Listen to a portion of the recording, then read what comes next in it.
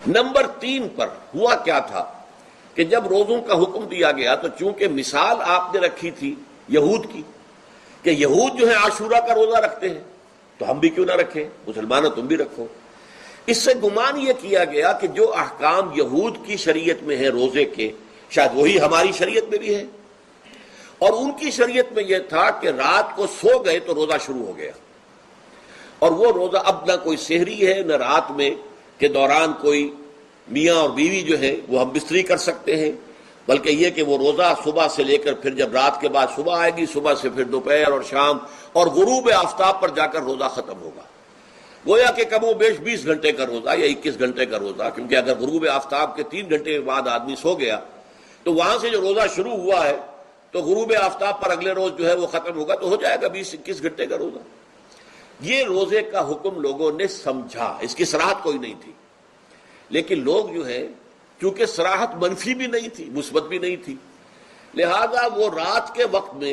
جب جو دن ہوتے تھے روزوں کے، ان کی راتوں میں وہ اپنی جو بھی ایک طبعی ضرورت ہے، جو ہم بستری ہے میاں اور بیوی کی، شوہر اور بیوی کی، وہ کر گزرتے تھے جذبات کے اندر، جو بھی اس وقت ان کی احتیاج ہوئی۔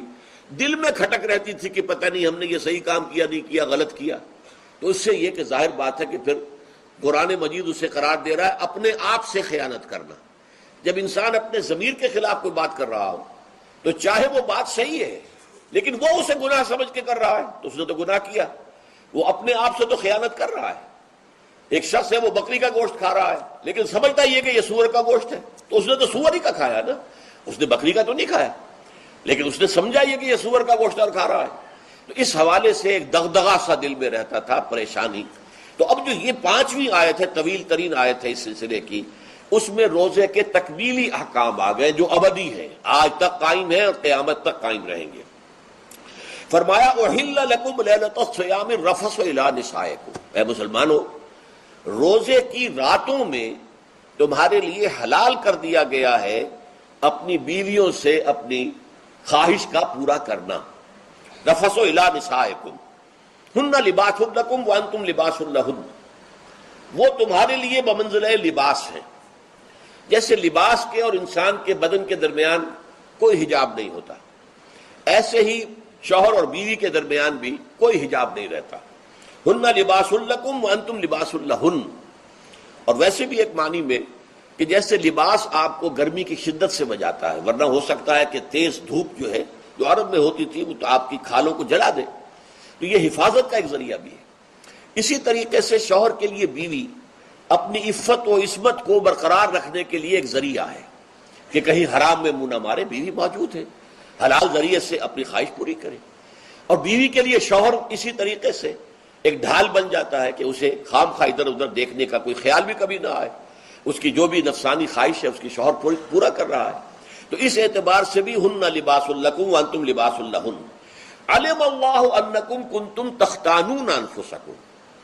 اللہ کے علم میں ہے کہ تم اپنے آپ سے خیانت کر رہے تھے۔ اس کی وضاحت میں پہلے کر چکا ہوں کہ دل میں یہ دغدغہ تھا کہ یہ حرام کام اور کر رہے ہیں، یہ گویا کہ اپنے آپ سے خیانت، اللہ سے بغاوت نہیں تھی۔ کیوں کہ اللہ تعالیٰ کی طرف سے تو حکم تمہیں معلوم تھا ہی نہیں ابھی،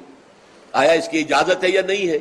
لیکن اپنے آپ سے تو خیانت کر رہے ہو نا، تم یہ سمجھ رہے تھے کہ یہ نہیں ہونا چاہیے، یہ گویا کہ ممنوع ہے اور کر رہے تھے،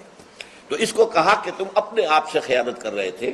علم اللہ انکم کنتم تختانون انفسکم فتاب علیکم، تو اللہ نے تم پر اپنی رحمت اور مغفرت کے ساتھ توجہ فرمائی، یعنی جو کچھ اب تک ہو چکا ہے اسے اللہ نے معاف کر دیا، اسے صاف کر دیا، کلین سلیٹ۔ اب تمہارا جو اعمال نامہ ہے اس میں اس طرح کا اگر کوئی عمل درج ہو گیا ہے تو وہ اللہ نے صاف کر دیا ہے۔ وعفا عنکم، اور تمہیں معاف بھی کر دیا ہے۔ فالآن باشروہن، تو اب تم ان کے ساتھ جو بھی تعلق زن و شو ہے اس کو اختیار کر سکتے ہو۔ فالآن باشروہن وابتغوا ما کتب اللہ لکم، اور حاصل کرو وہ کچھ جو